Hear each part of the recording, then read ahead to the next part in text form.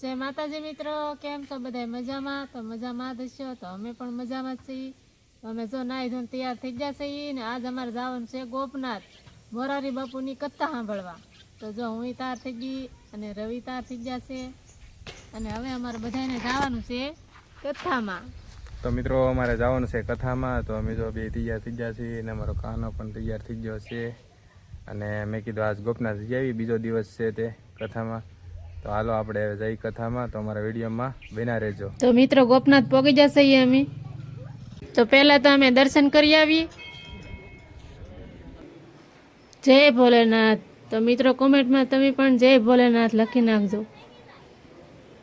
ગૌ માતાના પણ દર્શન કરી લઈએ. પછી તો અમે કથા સાંભળવા જતા હતા. રસ્તામાં બાળ રૂપે શંકર પાર્વતીના દર્શન થયા. પછી તો અમે મોરારી બાપુની કથા સાંભળવા પહોંચી ગયા અને પબ્લિકે એટલું આવેલું છે. પછી તો મને ભેળ ખાવાનું મન થયું તો અમે તો પહોંચી ગયા ભેળ ખાવા. પછી તો અમે આવી ગયા મેળામાં ને મેળામાં તો હું તો ઠેલા જોવા મળી. હાલો હવે ઠેલા લઈ લઈ. તો જો ઠેલા જોવા મળીશું. પછી તો અમે આવી ગયા હાડીઓના સેલમાં. તો જોવા હું તો હાડીઓ જોવા જ મળી એક પછી એક. મને તો પીળો અને લાલ કલર વધારે ગમે. તો 120 રૂપિયાની એક સાડી. તો જેને લેવી હોય એ આવી જાજો. તો અમે તો જો લેવા પગી જશે. જો કેવી સાડી છે, કલર કેમ છે બધાય?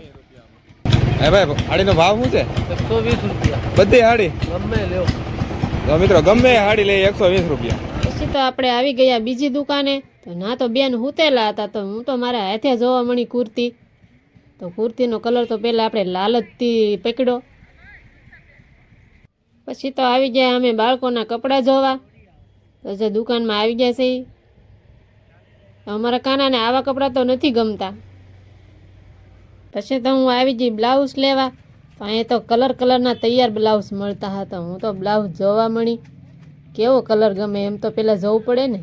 તો મેં તો પહેલાં લીલો પકડ્યો અને મારે તો લેવાનું હતું વ્હાઈટ. તો મેં તો પછી લઈ લીધું વ્હાઈટ બ્લાઉઝ. પછી તો આવી ગયા આપણે ઝાંઝરી અને કડકંદોરા જોવા. તો જો મને તો ગમતો હોય મેં માગ્યો તો મને તો બેને આપી દીધો. હું તો મંડી જોવા, પણ એનો તો ભાવ બહુ હતો એટલે આપણે કાંઈ લીધો નહીં. ગમે તો ખરો પણ ભાવ કેટલો એટલે કેમ લેવો એને.